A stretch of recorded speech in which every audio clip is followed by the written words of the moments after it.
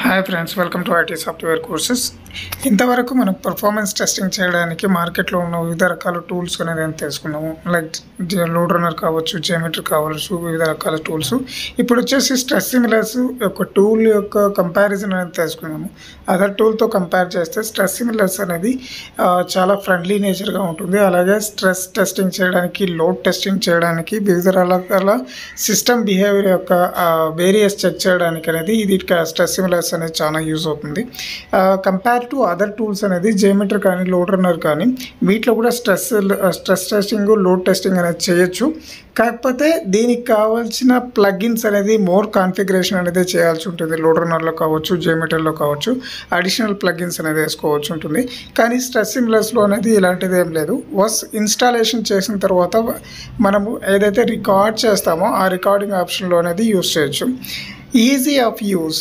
So దీంట్లో మనకి ఎవరైతే లోడ్ రన్నర్లో అనేది కానీ, జియోమెట్రీలో కానీ మోస్ట్లీ ఎవరైతే ఎక్స్పీరియన్స్ పర్సన్ ఉన్నారో వాళ్ళకి మాత్రమే ఎలా స్క్రిప్ట్ అనేది క్రియేట్ చేయాలి, ఎగ్జిక్యూట్ చేయాలి అనేది ఐడియా ఉంటుంది. కానీ స్ట్రెస్ సిమ్యులర్స్లో వన్స్ ఇన్స్టాలేషన్ ప్రాసెస్ జరిగిన తర్వాత డైరెక్ట్గా అనేది స్క్రిప్ట్ అనేది ఫ్రెండ్లీ నేచర్లో అనేది క్రియేట్ చేయొచ్చు, ఏదైతే ట్రాన్సాక్షన్ నేమ్స్ ఇచ్చి. అలాగే వచ్చేసి ఎగ్జిక్యూషన్ కూడా అదర్ టూల్స్ అనేది యూజ్ చేయాల్సిన అవసరం లేదు. ఓన్లీ జియోమెట్రీ ఏదైతే జియోమెట్రీ వాడుతున్నామో, జియోమెట్రీలో మనకి నాన్ జియో మోడ్ వాడుతున్నాము, అలాగే లోడ్ రన్నర్లో కంట్రోలర్ వాడుతున్నాము. దీంట్లో ఎలాంటివి అనేది అవసరం లేదు.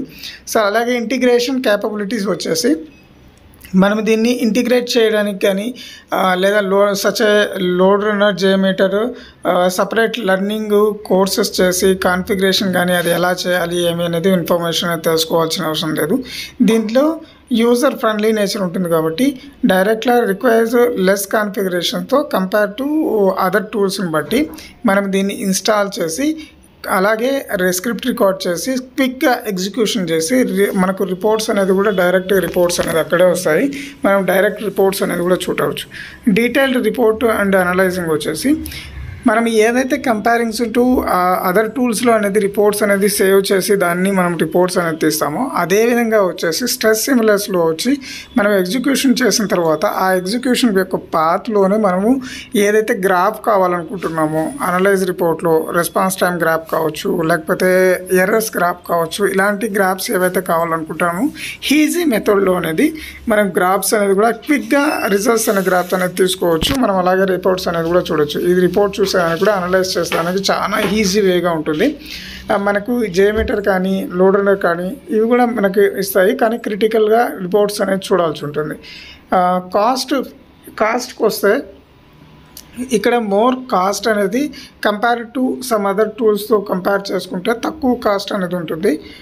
అలాగే వచ్చి good option for smaller terms or project with budget అనేది ఉంటుంది. తక్కువ బడ్జెట్లో మీకు ఏదైతే ఇది సపోర్ట్ టూల్ కావచ్చు. అంటే ఇప్పుడు మనము లైసెన్స్ తీసుకున్న తర్వాత కూడా మనకి ఏదైతే ప్రాబ్లమ్స్ వస్తాయో ఆ ప్రాబ్లమ్స్ని మనము డైరెక్ట్గా సపోర్ట్ టీమ్కి అనేది మెయిల్ ఫార్వర్డ్ చేయొచ్చు. వాళ్ళ తరపు నుండి మనకి ఎలాంటి ఇన్ఫర్మేషన్ కావాలనే ఒక మీటింగ్ అనేది అరేంజ్ చేసి ఇమ్మీడియట్లీ అనేది మనము సపోర్ట్ పర్సన్తో అనేది మాట్లాడచ్చు.